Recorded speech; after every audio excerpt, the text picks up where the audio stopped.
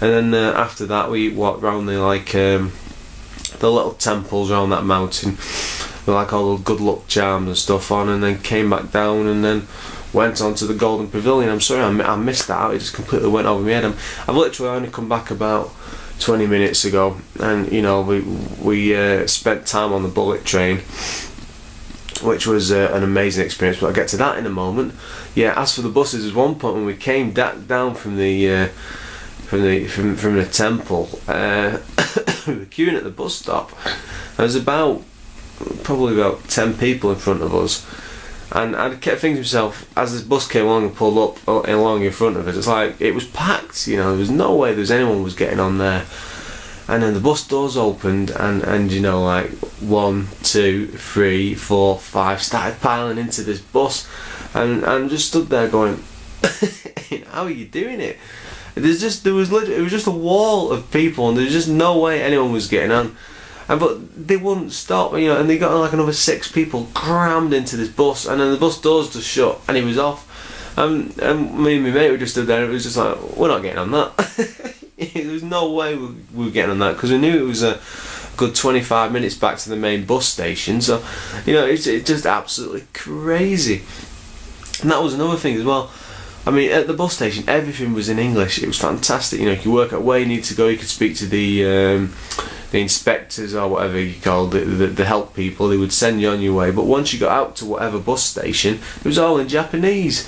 You know, even the times, if you'd forgotten or made a mistake of which bus you needed to get, you were buggered. You know, absolutely buggered. And it was just luckily we worked off the plan that if we got out to somewhere, we would come back on the same bus line and keep a note on the number and just come back that way. And it worked both ways, luckily enough. Well, there was one point late at night, about 5:30, when it was going dark. I was seriously tempted to get in a taxi and just go back to the station. We'd have paid like 4 or 5 times the amount of the bus fare, but it'd have been worth it for the well, you know, for the safety of mine. Just hang on a second.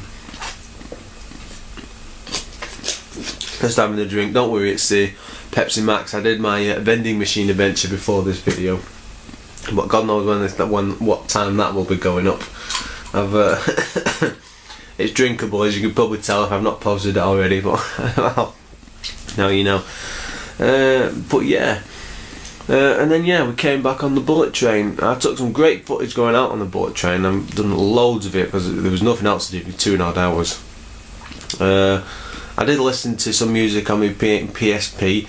I didn't bring an MP3 player with me, it never occurred to me at the time, but strangely enough, one album I did throw on the PSP was some really weird but very, very funny tunes by a British group called the Lancashire Hot Pots, and I would well recommend you look them up. There was something like the IKEA song by them, which was just brilliant, hilarious. Anyway, go look them up. Sorry for that. but yeah, one thing I did notice on the bullet train is it was very odd. At first, was you would have like the conductor would come out. It would be a girl or a guy, you know, depending on which train we were on.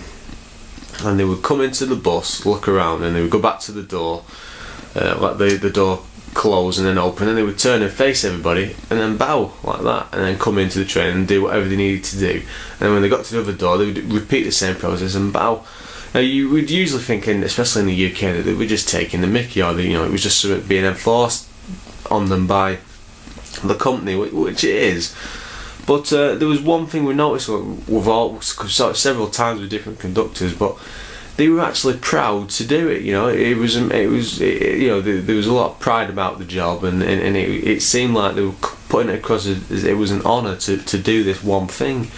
And you even got to the point you would see them walking through the buses, sorry, the carriages of the train, and they would see other conductors, and they would have to bow and do exactly the same thing, but the same sort of pride would come across and happiness with the job. My phone's ringing. I'm busy. Sorry about that. But yeah, the trains are a weird thing overall. Oh, he just asked me next. That's the guy I've come across with. He's probably watching this at some later date. You're an absolute pain in the ass. He phones at the most inopportune times. I mean, it's 10:15 now. But yeah. Yeah, it's just after being here for a week now. It must be a week. Cause no. It's only about five or 6 days. Bloody hell, where's the time going? I mean, Friday's the last day, and it's Sunday now. You know, there's not much longer to go. But they're just such a proud people, and then so efficient and brilliant at the same time, and they're just so nice overall. I mean, I know a lot of people say things about they can be racist and treat like outsiders as gauging or whatever, but you know, I've seen that a few times. But when you do have to deal with them face to face, they're the nicest people to deal with. I had no problems with them whatsoever. I mean, even when we were stuck in the middle of Kyoto trying to work out where to go with the map, and we just bumped into this old guy and asked him for help on directions.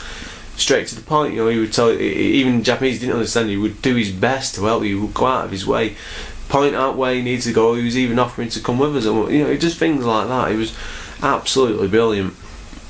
But yeah, I mean, tomorrow's going to be a bit of a lazy day. I've been wanting to go to a sword museum.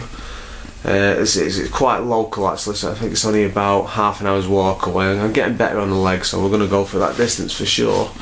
Then after that, no major plans. I'm hoping at this point that Luke has been in touch with a location of a hard off, because I'm dying to go there. I'm hoping to get a few bits and maybe post them back to myself, because I can't fit any more in the case.